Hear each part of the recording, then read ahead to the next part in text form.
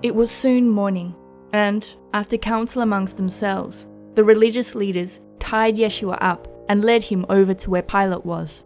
Pilate came straight out and asked Yeshua, "Are you the king of the Jews?" That's what some people are saying. There were many other accusations that the chief priests made against Yeshua at that time too, but Yeshua refused to defend himself against them. Listen to what they're saying. Are you not going to defend yourself against any of it? But still, Yeshua said nothing, and Pilate was shocked by this. Now it was customary for Pilate to release one prisoner at the request of the people, in recognition of their Passover celebrations. There was another prisoner, a murderer named Barabbas, who had been part of a riot against the government. A crowd had gathered and was shouting for Pilate to do as he usually did and release a prisoner.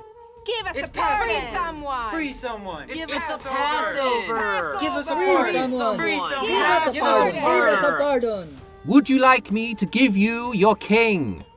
He knew that Yeshua had only been brought to him because the religious leaders were jealous of him. But the leaders stirred up the crowd, making them forget about their Messiah and choose a violent rebel instead. No, not Yeshua. Ask for Barabbas. Barabbas was fighting for us. He's our real hero. We want Barabbas! We want Barabbas! Yes! We want Barabbas! Yes! We want Barabbas! We want Barabbas! We want Barabbas! You want Barabbas? But what about the man you were all praising just a week ago? What about your king? Kill him! Yeah, Barabbas! We want Barabbas! Crucify him! Kill him? Why? What evil has he done? Kill him! Yeah! Kill him! We want Barabbas! Witches! Him. Not you! Pilate was as easily intimidated by the crowds as the religious leaders had been, and so he released Barabbas. Then he had Yeshua whipped and handed over to some soldiers to be executed. The soldiers took Yeshua into a hall called Praetorium, where other soldiers were gathered. Someone had made a crown out of thorns and put it on Yeshua's head, and they put a purple robe on him, pretending that he was a Jewish king. They made fun of him too. Hail Yeshua, the Jewish king. The king of the Jews. What a joke. They hit him on the head with a stick. Then they took off the purple cloth and put his own clothes back on before leading him out to be executed.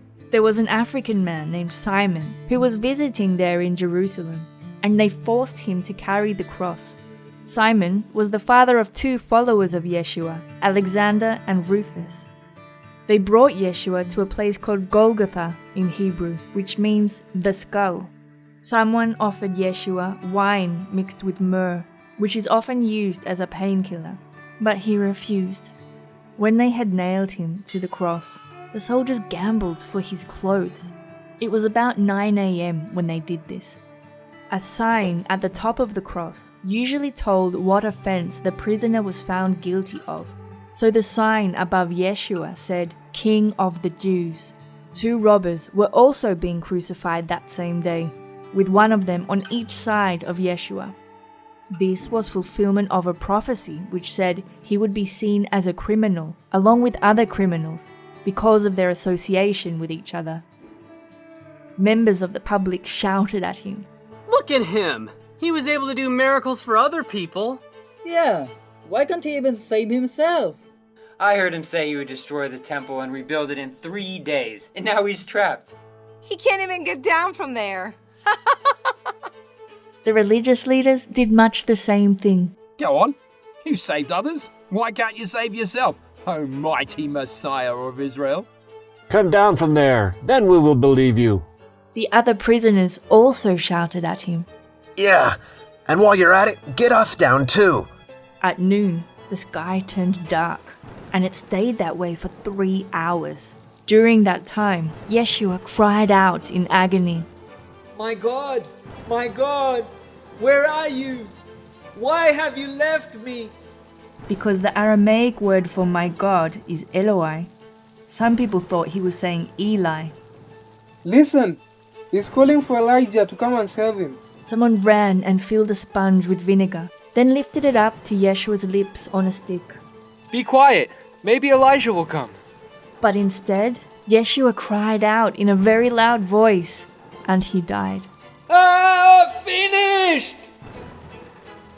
At that very moment, the huge curtain that hung in front of the place where the Israeli people believed Yahweh lived was torn from top to bottom. A soldier who had watched all that had happened at the crucifixion was deeply impressed. I think he really was God's son. In the distance were some women who had gathered to watch. Among them were Mary Magdalene, another Mary, who was the mother of James the Lesser and Joseph, and a woman named Salome. When Yeshua had been in Galilee, Salome had followed him and helped him in many ways. She was part of a group of women who had traveled to Jerusalem along with Yeshua and the others. When it was getting close to sunset, and because it was the day when the people prepared for the Passover Sabbath, a respected Jewish leader named Joseph from Arimathea boldly asked Pilate if he could take the corpse and bury it. Joseph was one of those who had hoped that Yeshua might be the promised Jewish king. Pilate was suspicious that Yeshua might not be already dead, so he confirmed it with the soldier in charge before giving the body to Joseph. Joseph had purchased some very fine linen, which he used to wrap the body after taking it down from the cross.